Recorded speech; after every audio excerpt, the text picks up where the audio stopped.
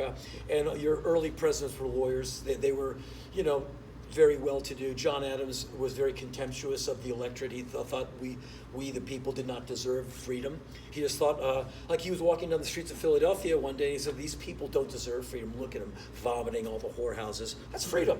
But he just thought these people are just, the rabble was disgusting. And so little by little you have more humanist presidents like Lincoln.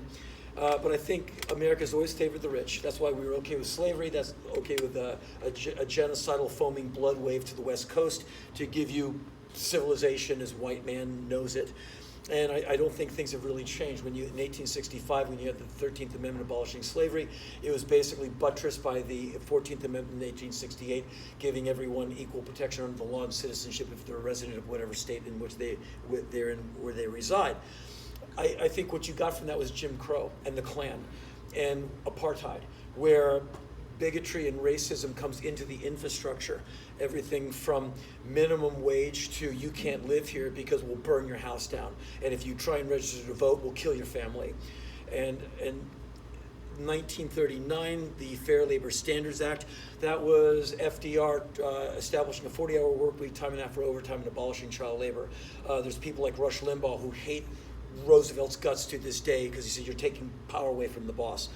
So I don't think we've ever lost the idea of slavery. I just think it went into the infrastructure. Now it's called minimum wage, where you can work your ass off. And a lot of the job numbers look good, like low unemployment, a lot of jobs. Yeah, because people are working more than one job because it doesn't support two kids like it should, like it used to. And so what you're seeing right now, like people say, like, what do you think about Trump?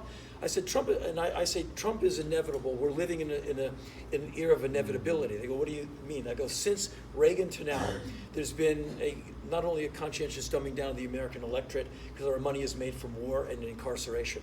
So the prison industrial complex, the military industrial complex, you get a twofer out of the proverbial Johnny. Get him to rob a liquor store so he can fill up a prison bed. When he gets out, send him out somewhere and do the bidding of Raytheon, Boeing, Triple Canopy, Exxon, whoever else. But more than that, America's missed having a fake populist president. Reagan was a good actor. He knew where the light was. Sometimes you'd watch him walk in, a light would hit him, he'd like, because he just knew he's an actor. You know where the feel of the light and like where the camera is, and that's how you act. You like, it's all about the light. There's my cheekbone, there's the light. Ta-da! I'm a streetcar named Desire. And Reagan really could connect with people, and America has missed. Like for me, Bill Clinton was completely oily. He'd talk, I'm like, dude, just do the work, because I don't believe a word you're saying to me. And I voted for him, but I was just like, don't talk a lot. I felt like I was being sprayed with Pam. And I think a lot of people identified with Donald Trump. I think because he's Reagan-esque, makes jokes. He's kind of. And I watch Hillary Clinton. She's brilliant, but she doesn't sell it well. She just doesn't. Oil and water. She doesn't connect with people. Trump did, and I think a lot of people wanted that since Reagan. And you might like the guy. I'm not here to argue with you. You might not. But I think we're living in an age where a guy like Trump was either going to happen in this election cycle or the next one. You had the smart guy. Now you got this. And so where does it go? I think it basically goes as it has been going. The money keeps going up to the few. It's a pyramid, and less people have more, and more people have less. It's perfectly awful. I don't know what you do to get in the way of that when the money going uptown, when you argue with that, that's how you get shot. That's how you get sued.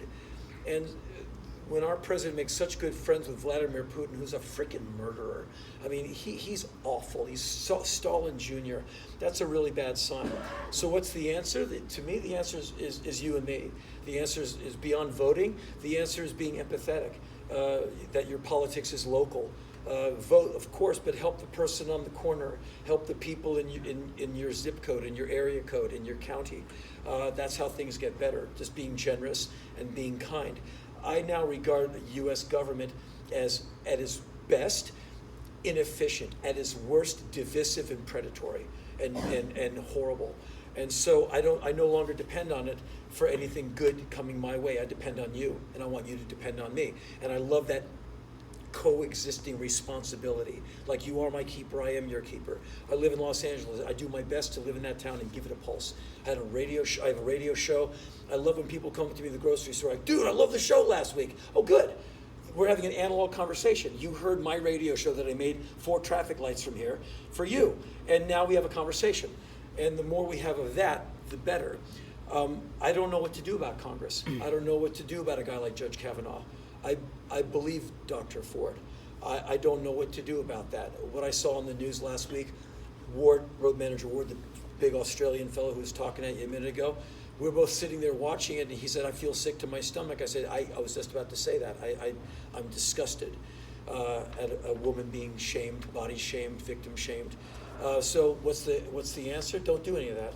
It's easy to do it, but just don't. It's easy to think you're doing the right thing and do the wrong thing, because we've been taught the wrong thing